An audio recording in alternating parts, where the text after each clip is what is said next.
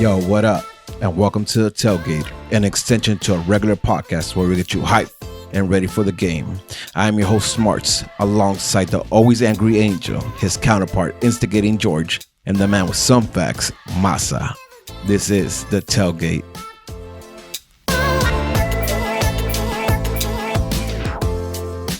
How's it going, fellas? I have a question for you. When did we decide what intro song we wanted for the Tailgate? Actually, we didn't because nobody gave me input, so I ran with it. I posted it up. I said, "Hey, check this out." Legit, I don't remember you even asking or if you posted up on our chat. I don't have to. Then I missed it. There's history. Like you can go scroll up on Slack and you'll see it. Like I gave you guys three options. Nobody decided. I decided that was the best one, and I went with it. Because I want, and listen, I'm not hating on it. I enjoy it, but I don't know if it gets me pumped. Like, what gets me pumped? Iron Maiden, like I'm about to go fuck somebody, or it depends on the type of pump, right? Because if not, I could have Faru in the back if I'm about to go get, So that's what I'm curious. I want to know from everyone listening to the Tailgate what their thoughts are on our jam if it gets them pumped. Because to me it's more like a little bit more mellow. Like I want to spark a blunt and chill with y'all and do a stupid podcast. The intro song is not what gets you pumped. What gets you pumped is the information. This voice? All right. Hell yeah, you're right. This is a Tailgate. We don't bullshit here, so let's get right into it. Oh my god. Let the rhythm take you over. I need George here to get you angry so you can shut up. Those are the words. Because you're going to Vegas? Fuck you.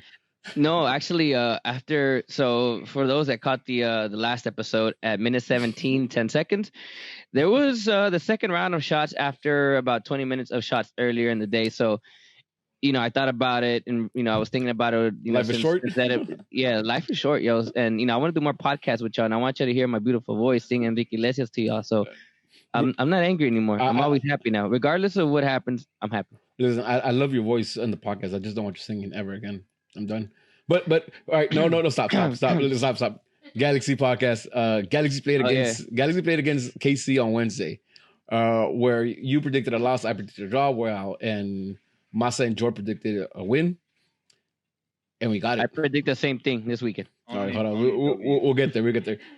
LA Galaxy pulled off a win at KC. Thoughts, real quick, because I don't want to dive into it like we do on Mondays. I just want quick thoughts on what you guys saw. How do you guys feel about that victory? I felt okay. I mean, good for being a road win. I thought there were moments in that game where we didn't look great in terms of possession.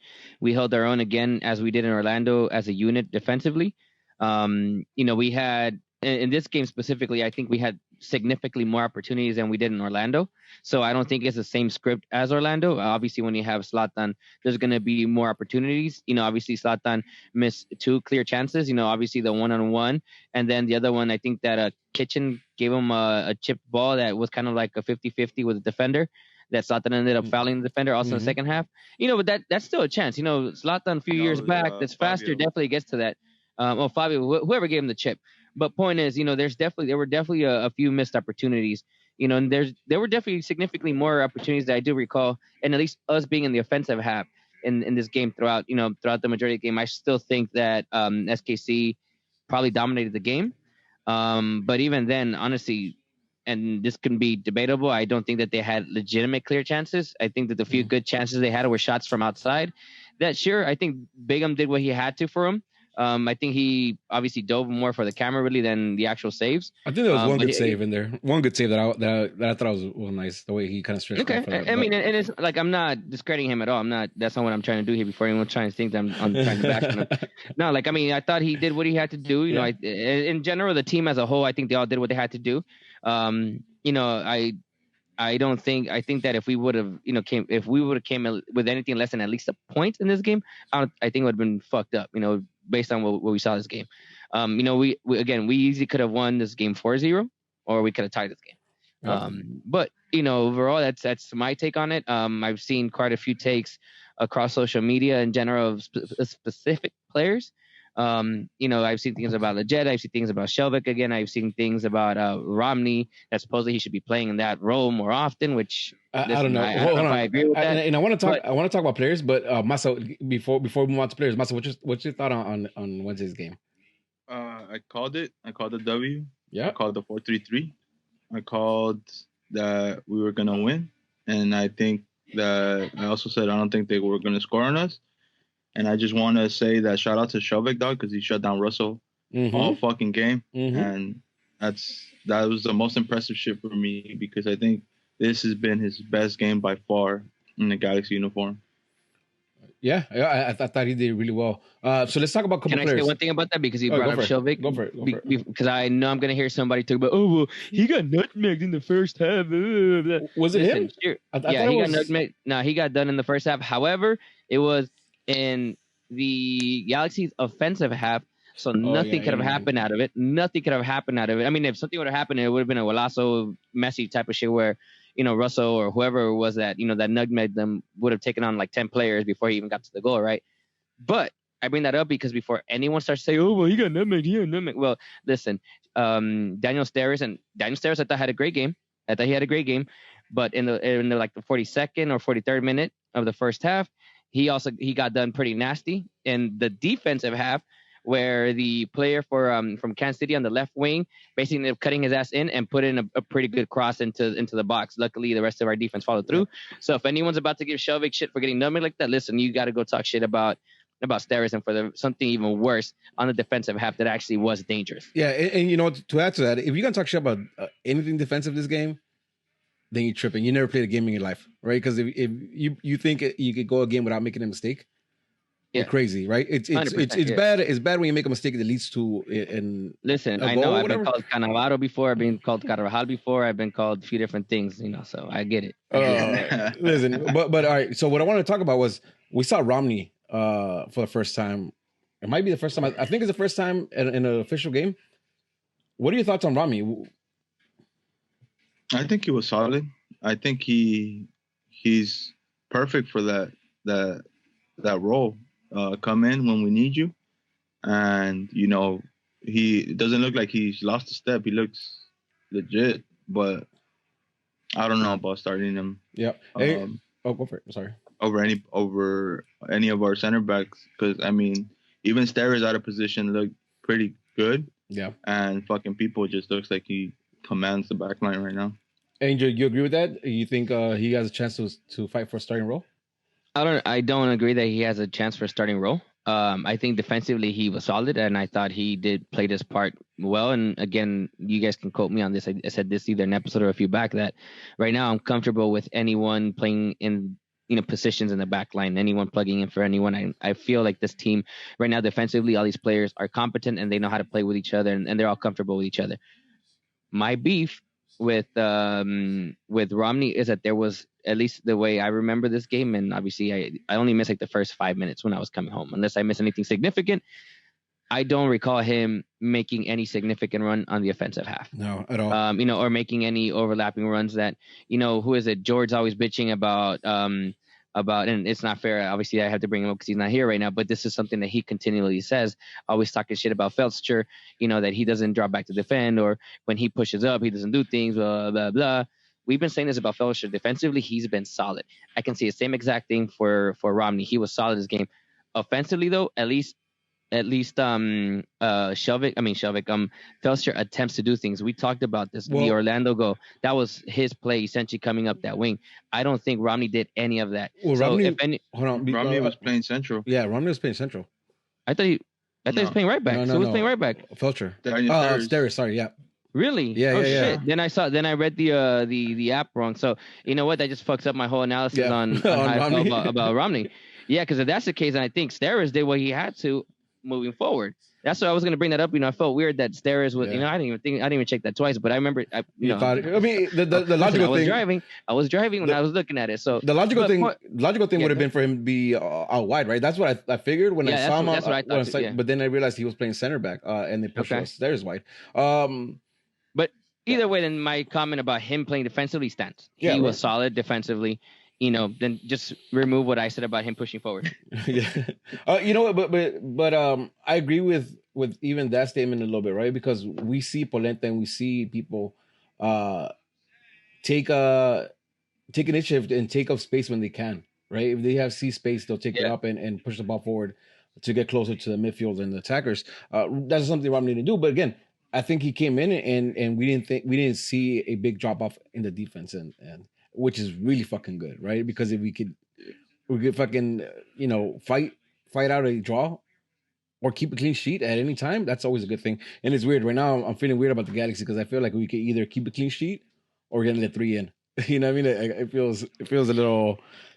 I think once they break us, we've only conceded multiple goals twice. Has it been? No, we conceded multiple goals 3 games in a row. 3 games in a row. No, we two in a row, games. And then Dallas. Yeah, 4 games. So like, so Dallas 2-0. 2-0. Rebels 3-2. New York put 3 on us, and then Columbus put 3 on us. And then NYC. Columbus put 3. Yeah. Yeah, and then shit, you're right. And then New York City put 2 on us. Yeah. 4, and then all the other games only been 1 at most. Yep. That's not bad, but how many games have we played so far? 14 or 15, 1 or 2. Yeah, I mean. So here's the thing, though, right? Like, one of the stats I saw yesterday on the transmission was that the Galaxy are 7-0 when they score first. So if we score first, then we get to get a goal back. They can take a goal back, and we'll still have a fighting chance. If we don't score first, it's a little. But that's completely sidetrack. Completely sidetrack. Let's talk about one more player, and that's Fabio Alvarez. He got on the scoreboard. He got his goal. He was really should have had an assist too, but Zlatan. Listen, I really like his goal because it wasn't fancy or anything like that, but he was aggressive to get into space where for sure. And I think I've been bitching about the midfield not coming in and not attacking the space, and Fabio got an easy ass goal because he did just that, right? He attacked the space, took a chance to run in, and Zlatan found him, and he got an easy goal. One thing too is the defense kind of most of my defenders would have cleared that shit out before he even got to there, right? Like the defense kind of was sitting there. Was going to clear it when the ball landed him. Fabio was just smarter, more aggressive, and got there. What are your thoughts on Fabio's third game? Third game, right? Third game. Yeah. What are your thoughts on Fabio's third game? I think it took him a little while to adjust. I think they threw him out wide since we're in 4-3-3 with no cam, and I know he was playing on the left or right. Yeah, he was playing on the right. Yeah, right. Antonio was on the left. I forgot what position on the right. So I think it took him a little while to adjust. I think he's way better at the cam position, but I still think that goal comes from that instinct to go into the box, like you said. And that's something that probably would let Jet up there or something. We wouldn't have, definitely would have not have been able to put that goal away. But big shout out to him, dog. He read that shit, he seen it, and he anticipated. Yep. He just wanted it. Yep. He was aggressive with it. And it's actually John. Same with Massa. I'm fine with him. I mean, I thought he was. At least he was creative, I felt, in the attempt. I think having Zlatan up there gave him the confidence to be a little bit, to take more chances, right? I mean, obviously, we talked about it earlier, the chip that he gave Zlatan, that, ballsy shit. Yep. And, I thought he was fine. Listen, I said this, 2 episodes ago, so it took Polenta a few games to really get his footing, to get his shit, figured out, and into the role. With Polenta, it's easier because he's a center back, and that's what he's going to play, that role. Every now and then, maybe he'll get pushed out left, as left back, which has happened a couple of times. But for the most part, he's going to play the same exact role. With Alvarez, we're asking him, Fabio Alvarez, that is, we're asking him to be a little chameleon. At different times, depending on the scenario, on the game, his role might change. Skipping way ahead. When Alessandrini comes back into the picture, Alessandrini might most likely go back into that wing, and we might see Fabio also go back into that central midfield, central attacking role, or maybe 2 forwards. So listen, this guy, for anyone that's expecting him to do this every single game or to be something, you guys also need to understand that we're asking this guy to play multiple positions. So it's and do a lot of things, right? Yeah, and I'm not saying that he can't do it. I'm saying is that he can become accustomed to one specific role, as a lot of other players have now become. And it's like you plug and play type of thing. Like, it's a no-brainer with some players. With him, we still need to see, okay, well, what is UBS thinking for this guy this upcoming game? Yeah. So that's going to vary game by game. Yeah, I agree. And then one last player that I almost forgot, and I feel fucked up that I almost forgot. No. Listen, I don't want to be. That's a dead horse. So I don't. I was gonna bring someone up too. Who is it? I want to see. Thinking the same thing. I want to hear you talk. Perry Kitchen, dog. Exactly. Well, let me ask you, before we get to that, you said is beating a dead horse with a jet. Why? Because he does. the player he is right now, the way he's playing, I think that's who we should expect for the rest of the season. I think we've been wanting him to be more of attacking. I don't think he was terrible this past game though. No, he wasn't bad. But listen, but so many times. Go over it, I'm sorry, I didn't mean to cut you off. There was a play where he 1-2 with Zlatan, and Zlatan got mad at him because he didn't make the run forward. Yeah. There's a couple of times too that Zlatan fucked up when his pass back to him. No, well, yeah, fool. But I'm saying like it was a short pass, like a couple yards away. The Jet plays him forward, and Zlatan's like expecting him to overlap, and he never does. And then he tells him like, "What?" Like you could tell in his motion, like, "Why'd you stop? Why'd you keep making that run?" When is Leggett gonna ever make that run? Yep. And I understand, like, I like Leggett a lot. I like him at CM. I like the intensity and the aggressiveness he brings to every game. But he needs to take a little more risk. And it's something we keep that's the thing, though. And that's the dead horse I was talking about. I thought he played well in that center midfielder role today. Yeah. I mean, this past game, I thought he was fine. And I was a little shocked because, honestly, I was expecting him to get benched before Joe Benny did it. And I'm not going to say GPS he's the same thing that I did, but I think paired with Jonah, I thought that was fine. I mean, I thought he did well in that center midfielder role. Again, going forward, I agree in the sense that there was a few situations like that with Zlatan, but we've been saying this going forward. There's some concerns for him. But in that center midfielder role, I thought he was good. And that's the dead horse I was talking about, right? Okay, gotcha. He can hold the ball. He could give a pass to a wide, but he's not going to really push up. So it's probably me because I automatically took it as you saying beat the dead horse in a negative way. It's repetitive. It's the same thing. Like he's fine, and that's in the midfielder role, attacking. Okay. Yeah, that's what I'm saying. Fair. So let's get to Kevin Kitchen, right? Kevin, he got to start over Corona, and I really think this is rotation, right? We got a game on Sunday again, so just kind of. Get some rest. Listen, Benny. Hold on. Right, I get that, but if that's rotation, right? Perry Kitchen just made it. Okay. A case hold on. So I think the change. This is a good problem, by the way. This is a good problem. Yeah, I think the change came for because of rotation. Right? Yeah. And now I think Joe Benny was probably gassed, and that's why they were like, "Hey, man, let's throw in fucking Perry Kitchen. Right. Fucking why not?" Now, how do you guys feel about Kitchen being in the game? Like, what did Kitchen bring to the game? How are you guys feeling about him? I think he just brought a lot of help for Daniel Steres, just because I know Daniel Steres is not a right back, right? And he had to cover that position. But I think that it was something like, "Yo, Perry Kitchen's not going to push up too much. Let's plug him in on that right center midfield role, and let's have him back up, that not necessarily a weak side, but, something that they had to plug in someone defensive into that area where it was new to the team, at least for this game." Right. So I feel like that was a correct coaching decision to put Perry Kitchen there, because that fool was solid all around. Yeah, Angel, what you think? What's your thoughts on I thought he brought a bite that we've been missing in that central midfielder role. I mean, look, I love Jonah for everything he does 100%. I'm not knocking for anything, but I still think that sometimes he misses a little. He lacks a little aggressiveness, and I'm not saying aggressiveness to win the ball back. That's there. I mean more of that attitude, that personality. That I felt, and maybe this is just because we haven't seen Kevin in a while, and that's just kind of how he plays. He plays hard. Yeah, and even he has a size for it too, right? Yeah, and even the games where he was shit last year, at least we knew he was at least gonna play hard, right? And that's something that I like from him. Same. I mean, there's something and again, this is a beef of mine, right? When some players are little chicken shits, right? And this is why I give Bingham so much shit, because he was a little, in that game against San Jose. If you get up and you give me like a bite of fucking attitude, I love that shit, But that's a me thing. I like that shit, right? So I love that shit from Kevin. That he came in and what's the other thing? It didn't feel like the team missed a step with him there. It felt like he came right fluid, in. Right? It was fluid. It was fluid. Yep. Someone could probably make a case that he maybe even looked better for that type of game that we were playing. That we were still letting KC control the ball a little bit more. And like Masa said, that support for Steres, I thought maybe he probably been better suited for that because of his body and his physicality over Joe Benny. Yeah. It worked. I liked him overall. Yeah, it worked. It worked, right? I still want to believe that the change was made because of the a rotation, but it worked out for us. It worked out for us a lot. Like I was impressed. I was impressed. You know, he was on people.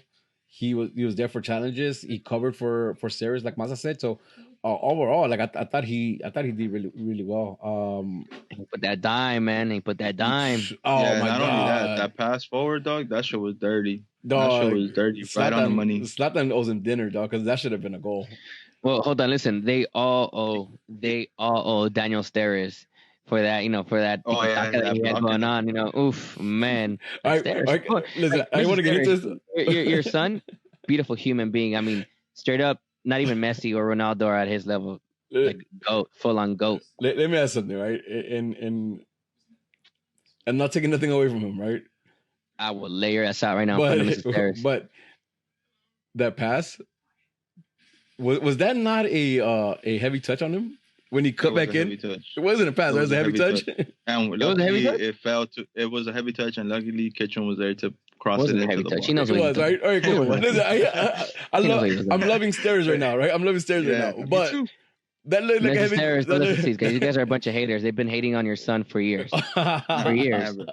Not a heavy touch. That's what he wanted to do. I know. Right. I know my Stairs. Hey, that's exactly what he wanted to do. Like that's your dude. So I'm gonna take your word for it. Stairs. I'm gonna take your word for it. It was a clean pass. Tiki taka in the pass. Beautiful. Let's go. Cool. We ended up with a win. Zlatan got a man of the match with a 9.3. Listen, it could have been like a 20.3 if he would have made those 2 goals that he missed. At least the one that he missed, a 1-on-1. Listen, fair, but we got a 2-0 win, so I'm not gonna remember it next week. You know what I mean? Like it's whatever, right? It's 2-0 win. But I'm here to break all records. Oh, you gonna do me like that? Listen, there you go. 37-year-old. He said in the post game. He shouldn't have came to the MLS. He said in the post game too. Did you hear his dog? I'm kidding. I don't give. I'm happy as fuck. You heard his post game? He's like, I don't know if it's old age. Yeah. That's what I'm saying. He said it. Or like, what? If I was younger. What? It was younger. A year ago, I would have scored this. Yeah. All right, listen, 2-0 win against Kansas City. A Kansas City who you could tell assist and a goal. I'm okay. I take it. A Kansas City that you could tell was tired towards the end. You could tell they don't have the players for it. But I don't give a fuck. That's their problem, not ours. We got 2-0 win. They're still a solid ass team, though. They did. They can still control the ball. I think they're super solid. Yeah, man. I think they're super solid. I just want to shout out one more person in this game. Nah, fuck you. Shout out to Antuna for finally slowing down when he's on the run. Because if he doesn't slow down that cross, I don't think is on the money. Well, but since he slowed down for that one, and he kind of for that one. He slowed down. He knew he had time. Yeah. Right. He knew he had time, and he made the right choice to kind of slow down and then look up and then be like, all right. I thought he was gonna drive. I thought he was gonna drive. He should. And you know what? It's moments, right? This game's about moments, and he did that. So that's what's going to be highlighted all day, every day. But take that out of the equation. I honestly thought he was not great. He has issues, man. Like, he has issues. There was, in the first half specifically, there was a play where he tried taking the player down the right wing, almost took him all the way to the goal line. Lost his footing, lost the ball. I don't know what the fuck happened. I know what you're talking about. I was like, bro, like for real. And it's not like he was close to being out of bounds anywhere. Anyways, point is we won. You're right. Yeah, we won. All right, guys. Let's move on because it's a fucking 30-minute podcast and we're 20 minutes talking about KC. It's a little extended because it's a KC game. Yeah, you know? Given that, okay? Yeah, I'm Rudy. So people want because George is not here, so it's all good. All right, moving on. The Galaxy take on the New England Revolution, the mighty New England Revolution, on Sunday. We are New England. God, no. We take them on at 7 p.m. Is that correct? I think 7 p.m. Right? 7:30. 7:30. Jesus fucking Christ! On Sunday. All right, 7:30 on Sunday. Hey, I expect you at that game. I ain't gonna be there. You got me fucked up. All right. Let's go lineups real quick. Do we expect Polenta back? Anybody heard anything? He's supposed to be back, but I haven't heard anything. Usually they release these news Friday. Yeah. So, yeah. So we might hear about it tomorrow. What about? But my bad. Based on obviously the update earlier in the week, though, he's supposed to be available for this weekend. Sorry, my bad. I know you're gonna speak, but I'm saying given the result that just passed, assuming that they're not dead tired, Obviously, they still have the extra day rest because it's gonna be on a Sunday. Yep. I can see the same back line just for the sake of giving the rest as needed. What about Felcher? Anybody heard anything about Felcher? That one I haven't seen anything. I hope he's back because regardless of Stairs doing everything right this past game, I still feel like we lack that going forward on the right side. I think that would have been a big difference maker. Maybe not a big difference maker, but I think a difference for had sure. A couple more chances. Yeah. Yeah, for sure. So all right. He's back. With that being said, let's talk back line for a game against New England. What are we thinking? Assuming no one is back, we go back with the same back line. Same back line, because obviously Araujo just went on to the next round with the U.S. national team because the U.S. won today, so they're on to the next round. Araujo's not going to be back. I imagine we're probably going to give, again, depending on their situations, I don't know. We'll hear Friday. By the time this is out, you guys will know who's available or not. But, I'm going to go with assuming Polenta's out and assuming that Felcher's also out. I say we play the same back line that we just had. Agree with that, Masa? Mm-hmm. I think it's Shelvick, People, Stairs, and Felcher. If not, then we play the same line. We play what we play against KC, but I mean, I don't see why bench anyone but Romney, to be assuming honest. Those players are back. I'm with Masa also. I think that this one Polenta will probably ride the bench. Just the extra, precaution if needed. They'll plug him in.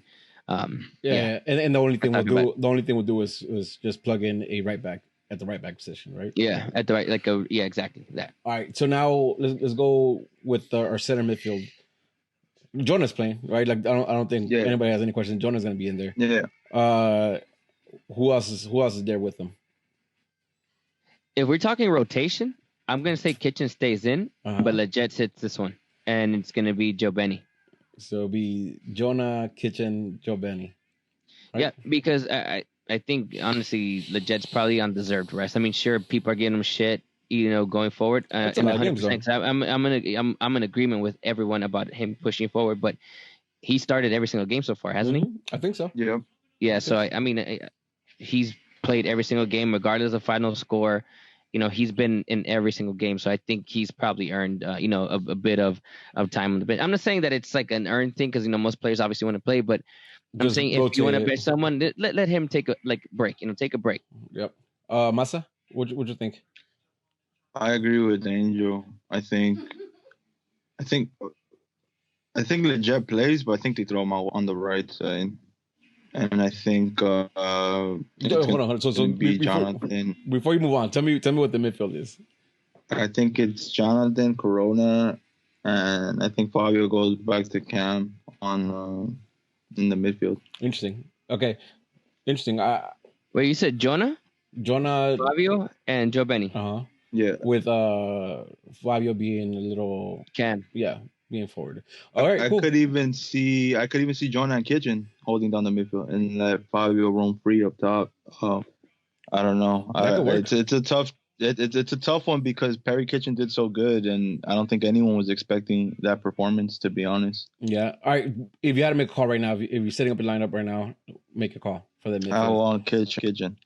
You know why I also give Kitchen? Because it's the same thing that we said about DD and Araujo. Like, hey, you got to give these guys, give Kitchen a couple more games to see if it was just a one-game thing or, hey, if this guy's really function. If Kitchen comes in, he starts, and we see, hey, you know what? It's not working for him. You have two guys that have been functioning in a true midfielder role all season in Leggett and Joe Benny, and they can plug into those roles, and you know that it'll be fine. All right, cool. So now let's move up to attacking three. Zlatan's there. I don't think there's any questions about that, right? He's nice and fresh. Who's up there running the wings with him? I think Antuna on the left, and you throw Leggett to the right wing or right middle. Right, yeah. That's what I'm thinking. I think, I don't think the last game would have been a perfect game, I think, for Chris Pontius to start.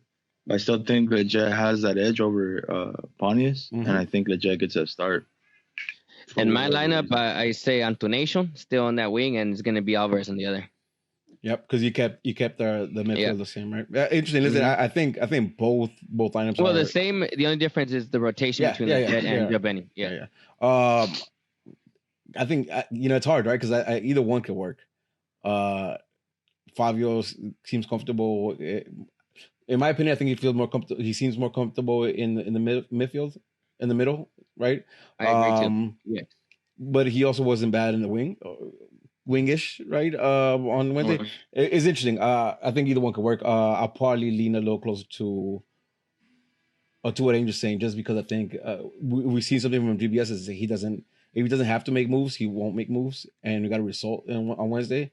So I don't think he'll change much.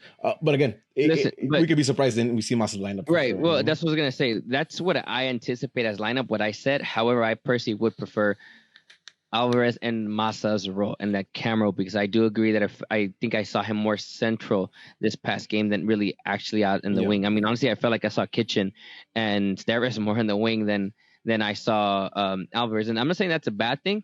I just, I do enjoy. Well, I don't enjoy. I like it when my players play in their positions, because then we know where our players are. We know where everyone's going to be, and if we know what subs are coming attack, in and everything. Yep. Yeah, and then we're going to have an attack going on. I expect my players going to be there. I don't really want my winger to be in the middle.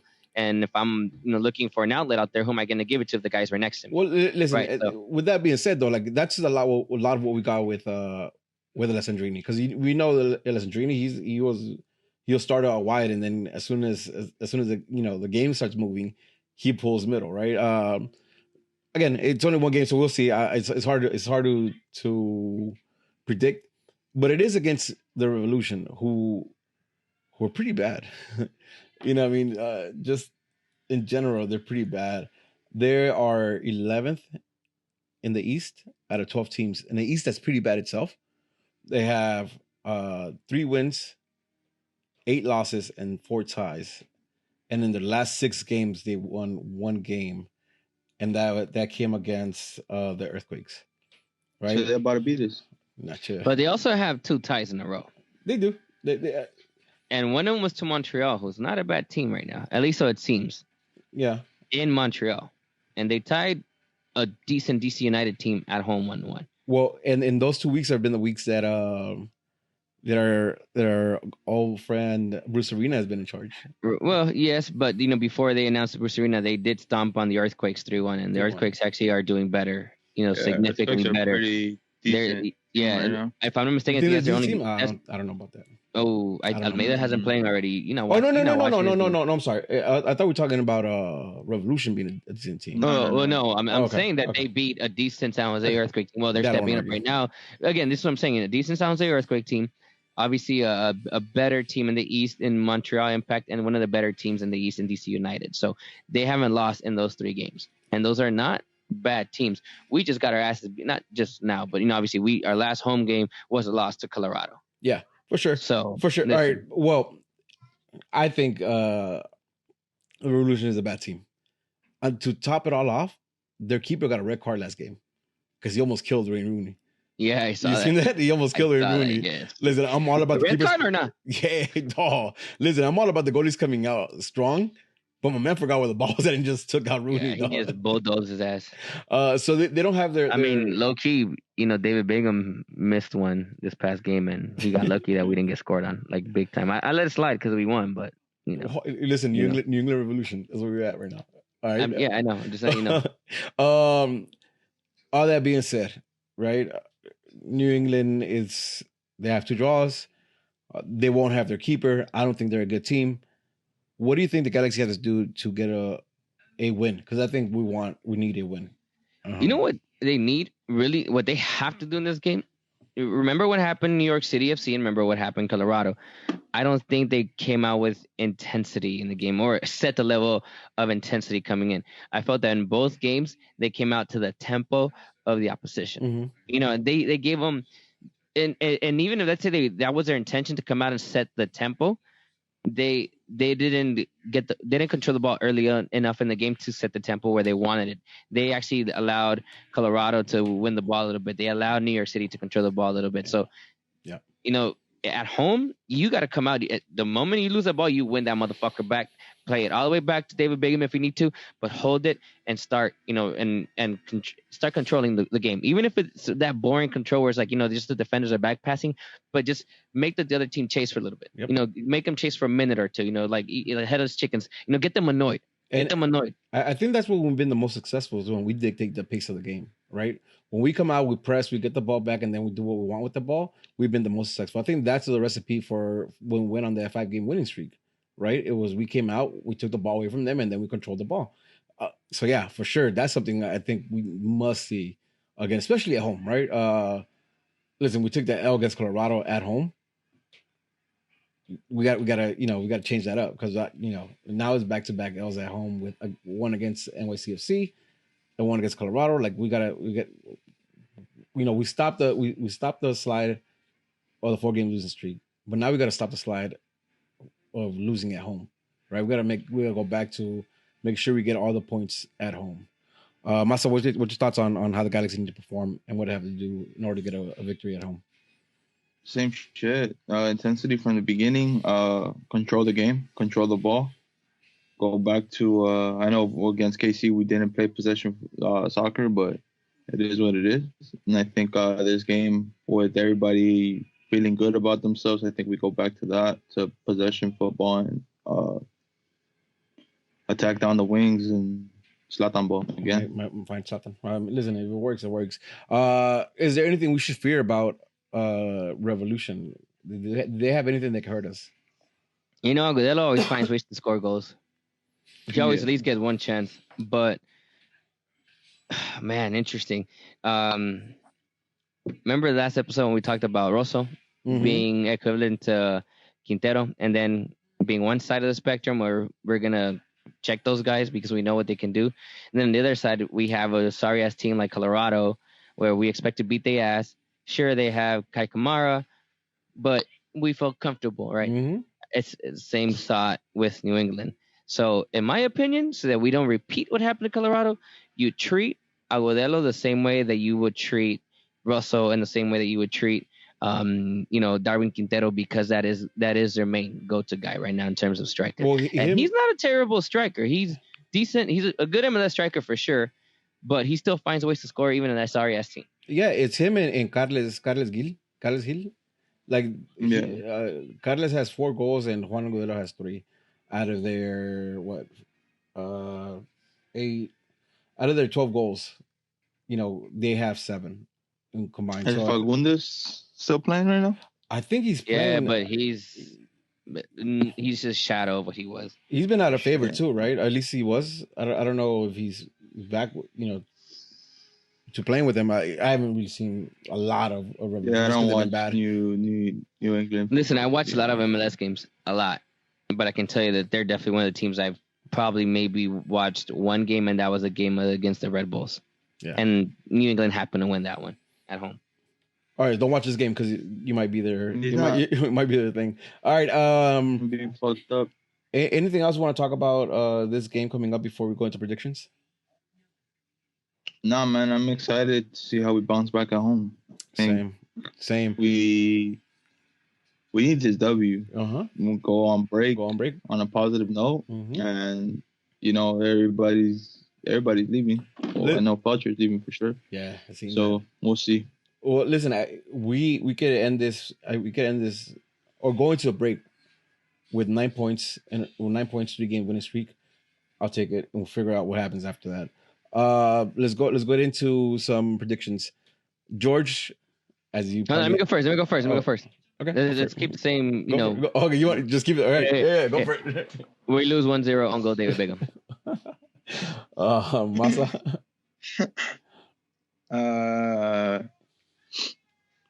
I'm feeling confident, dog. I think we go 4-0, dog. We're gonna smack that ass at home. Yeah, hell yeah. Hey, what am I supposed to do here? Am I supposed to tell you what I feel, or should I just keep it right and get the victory like we have in the last 2 games?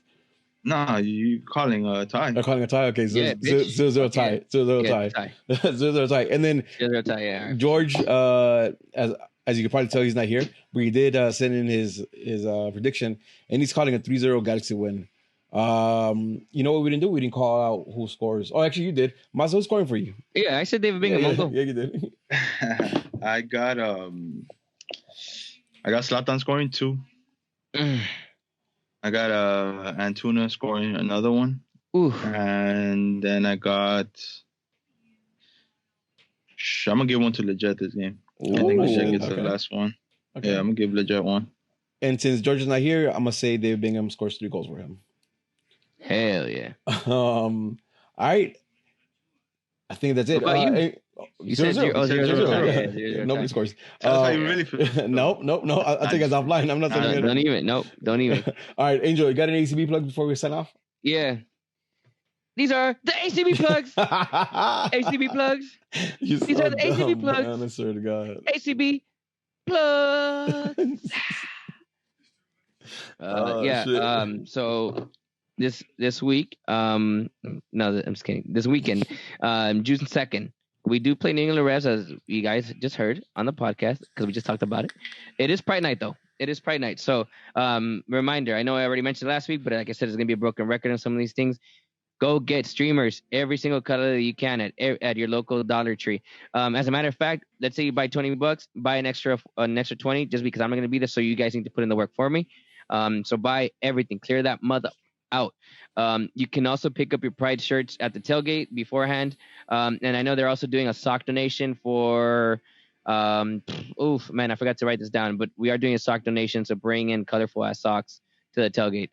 Karina's probably gonna give me shit for forgetting who it was for, but it's for one of our causes. So head to the ACB socials so you can see who it's for. But bring socks, bring streamers, bring socks, and bring socks? The noise. Yeah, no, brand new socks. I believe, like brand new socks. I think. I think. I was gonna get a bunch of socks with holes on them. No, check. Oh, dog. Just kidding. Brand new socks, guys. Brand new socks. You don't need brand new socks. San Jose. Also, I believe they were. Tony sent this to me, shit, and we were in the meeting, and he told me. But I know for sure it was less than 30. They were at this point. I saw some people also got some since then, so I'm gonna assume there's only about 25 seats left.